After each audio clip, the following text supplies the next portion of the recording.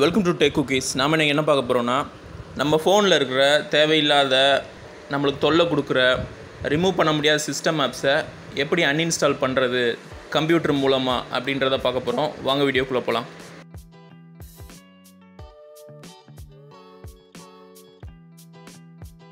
ஒவ்வொரு ஃபோன்லேயும் இப்போ இருக்கிற ஃபோன் மேனுஃபேக்சரர் ஏதாவது ஒரு குப்பை ஆப்பை சிஸ்டம் ஆப்பை போட்டு விட்ருவாங்க. அதை டிசேபிளும் பண்ண முடியாது, அன்இன்ஸ்டாலும் பண்ண முடியாது. இந்த கார்பன் மொபைலில் பார்த்துக்கிட்டோன்னா டேட்டா பேக் சிஸ்டம் அப்டேட்னு சொல்லிட்டு 2 குப்பை ஆப்பை போட்டு வச்சுருக்காங்க. இது மூலமாக என்ன ஆகுதுன்னா, ஆடெல்லாம் லோட் ஆகுது, ப்ரௌசர்லேயும் லோட் ஆகுது. இது தனியாக ஒரு ஆப்பை 2-3 ஸ்பேம் ஆப்பை இன்ஸ்டால் பண்ணி விட்டு அது மூலமாகவும் ஆடு வருது. பார்த்தீங்கன்னா லாக் ஸ்க்ரீனில் இந்த மாதிரி ஒரு விட்ஜெட் ஒன்று இன்ஸ்டால் பண்ணி விட்டுருது, அதில் ஆடு லோட் ஆகுது. ஏதாவது யூடியூப் சேனல் பார்த்தாலும் சரி, நீங்கள் ஏதாவது வேலை பார்த்துட்டு இருந்தாலும் சரி, உள்ளே ஆடு ப்ரௌசரில் ஓப்பன் ஆகிரும். இதனால் ஃபோனும் ஹேங் ஆகும், டேட்டாவும் வேஸ்ட் ஆகும், நமக்கும் பயங்கரமாக டிஸ்டர்ப் ஆகும். இந்த ஆட்வேர் நம்ம டேட்டாவை கூட திருடலாம். இதை பார்த்தீங்கன்னா லாக் ஸ்க்ரீனில் ஆடு லோட் ஆகிருக்கு. ஃபோனே ரீசெட் பண்ணாலும் இந்த ப்ராப்ளம் திருப்பி வந்துடும். இப்போ இதை எப்படி ரிமூவ் பண்ணுறதுன்னு சொல்லிட்டு வரிசையாக பார்க்கலாம். வீடியோவை ஸ்கிப் பண்ணாமல் பாருங்கள், ஏதாவது மெத்தட் உங்களுக்கு புரியாமல் போகலாம்.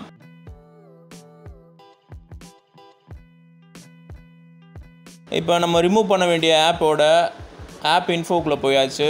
இந்த ஆப்பை ஃபோர்ஸ் ஸ்டாப் கொடுத்தாலும் கொஞ்சம் நேரத்தில் ஸ்டார்ட் ஆயிரும். டிசேபிளும் பண்ண முடியாது, அன்இன்ஸ்டாலும் பண்ண முடியாது.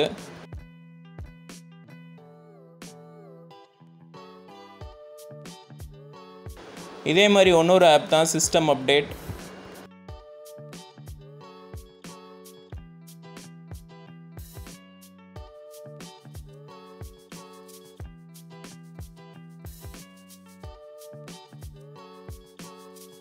செட்டிங்ஸ் பேஜ்லேருந்து ஆப்ஸ்னு வரும், அதை கிளிக் பண்ணி போனால் எல்லா ஆப்ஸும் லோட் ஆகும். அதுலேருந்து ஆப் இன்ஃபோக்கு போய்க்கலாம். அந்த டேட்டா பேக் சிஸ்டம் அப்டேட் தேவையில்லாத மொபைல் ஆட்வேரை மொபைலில் இன்ஸ்டால் பண்ணி வச்சுருக்கு. இதில் பார்த்தீங்கன்னா ஆப் செட்டிங்ஸ்ன்ற நேமில் இருக்குது. இந்த ஆப்களை எல்லாம் அன்இன்ஸ்டால் பண்ண முடியும், ஆனால் திரும்ப வந்துடும். எத்தனை ஸ்பேம் ஆப்பை நம்மளுக்கே தெரியாமல் இன்ஸ்டால் பண்ணியிருக்கு பாருங்கள். அன்இன்ஸ்டால் பண்ணாலும் அரை நாளில் திரும்ப வந்துடும்.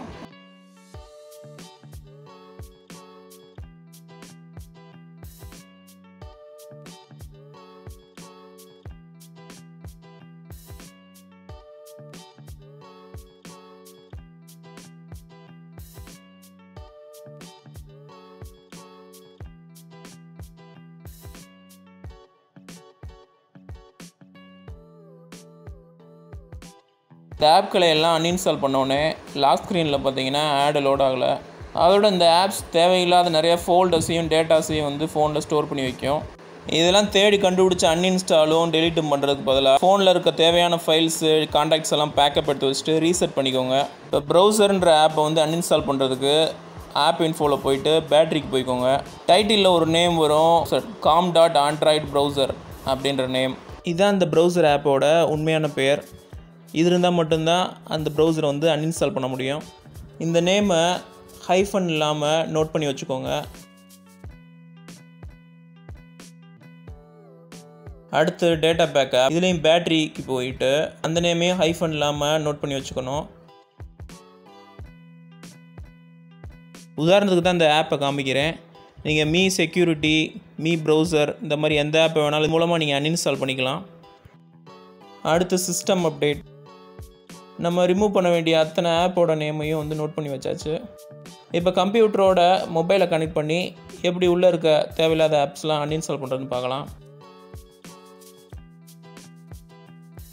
டேட்டா கேபிளை மொபைல் ஃபோனில் கனெக்ட் பண்ணியாச்சு. யூஎஸ்பியை சிஸ்டத்தில் கனெக்ட் பண்ணியாச்சு. செட்டிங்ஸ்குள்ளே போய் டெவலப்பர் ஆப்ஷன் ஆன் பண்ணணும். ஆல்ரெடி இந்த ஃபோனில் எனபிள் ஆகிருக்கு.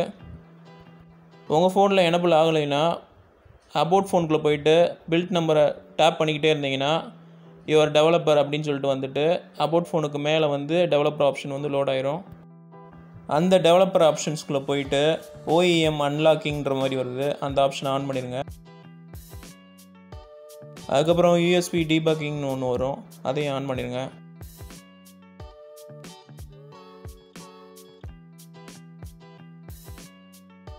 அடுத்து டேட்டா கேபிளை கனெக்ட் பண்ணோடனே OTG ஆப்ஷன்ஸ் வரும். அதில் USB விர்ச்சுவல் டிஸ்க்குன்னு சொல்லிட்டு செலக்ட் பண்ணியிருந்தீங்கன்னா ADP டிரைவர்ஸோட ஃபைல்ஸ் உங்கள் சிஸ்டத்தில் வரும். மேக்ஸிமம் ஏடிபி டிரைவர்ஸ் எந்த மொபைல் ஃபோனுக்குமே அவங்க கொடுக்குறது டிரைவர் வந்து கரெக்டாக இன்ஸ்டால் ஆகிறதே கிடையாது.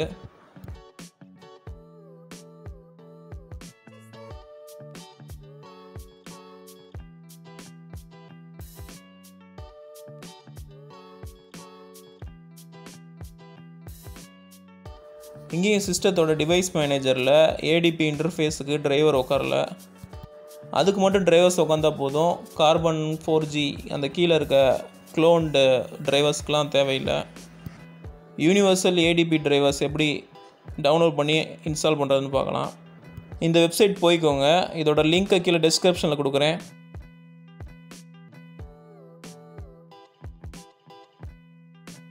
இந்த டவுன்லோட் லிங்க்கை கிளிக் பண்ணி டவுன்லோட் பண்ணிக்கோங்க.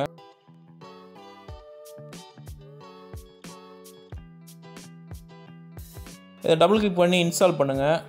உங்கள் சிஸ்டம் விண்டோஸ் 7க்கு மேலே இருக்கிற மாதிரி பார்த்துக்கோங்க.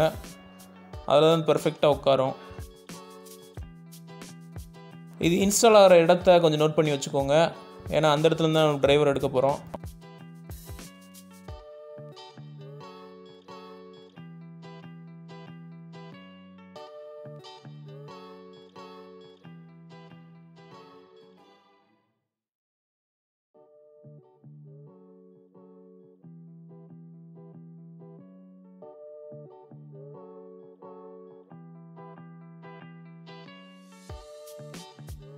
எனக்கு ஏடிபி டிரைவர்ஸ் இன்ஸ்டால் ஆகிடுச்சு. உங்களுக்கு இன்ஸ்டால் ஆகலைன்னா அந்த ஏடிபி இன்டர்ஃபேஸ் அப்படின்றத ரைட் கிளிக் பண்ணி அப்டேட் நவ் கொடுத்துட்டு நான் செய்கிறதெல்லாம் வரிசையாக அப்படியே செஞ்சுட்டு வாங்க.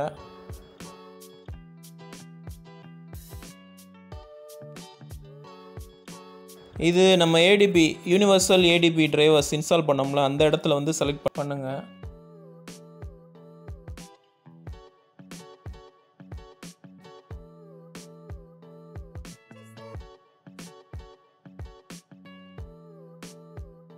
இப்போ ஏடிபி டிரைவர்ஸ் உங்களுக்கு வந்து இன்ஸ்டால் ஆயிரும்.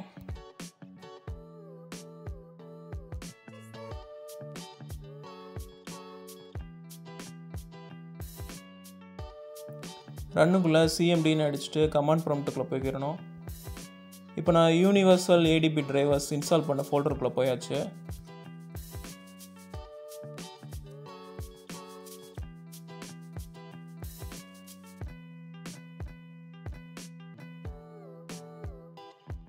ஏடிபி டிவைசஸ் அப்படின்னு சொல்லிட்டு டைப் பண்ணணும்.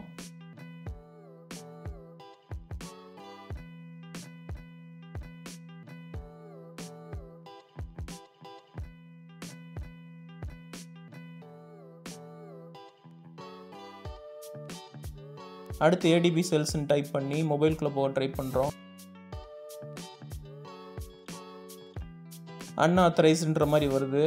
ஸோ மொபைலில் ஒரு ஆப்ஷன் காமிக்கும், அதில் ஓகே கொடுத்து ஆன் பண்ணிக்கிறணும். உங்களுக்கு இந்த மாதிரி ஆப்ஷன் காமிக்கலன்னு பிரச்சனை இல்லை.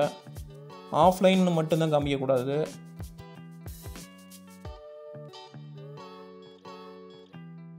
மறுபடியும் ஏடிபி செல்னு அடித்து மொபைலுக்குள்ளே போயாச்சு.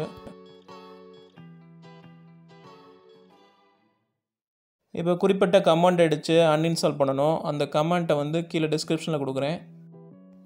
ஃபஸ்ட்டு அந்த கமெண்ட் வருது. அதுக்கப்புறம் என்ன பண்ணுறோன்னா, நமக்கு அன்இன்ஸ்டால் பண்ண வேண்டிய சிஸ்டம் ஆப்ஸோட ஒரிஜினல் நேமை வந்து அதுக்கு அடுத்து கொடுக்குறோம். இந்த மாதிரி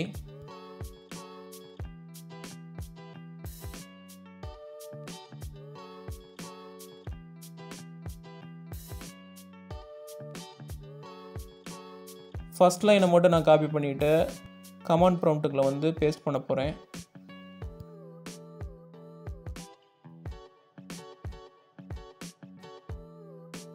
அவ்வளோதான், என்ட்ரு பண்ணிட்டா அன்இன்ஸ்டால் ஆயிரும்.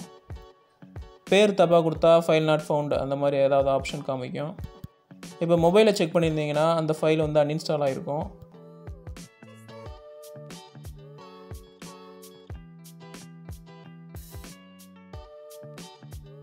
தேவையில்லாத சிஸ்டம் ஆப்ஸ்லாம் இந்த மெத்தடில் அன்இன்ஸ்டால் பண்ணிக்கலாம். ஃபோனை ரீசெட் பண்ணிங்கன்னா அந்த ஆப்ஸ் ஃபுல்லாக திரும்ப வந்துடும்.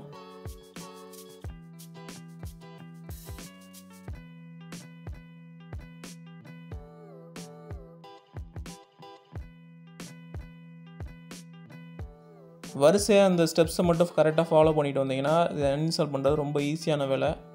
அது விரிவாக சொல்லணும் தான் இவ்வளோ பெரிய நீளமான வீடியோ வந்திருக்கு.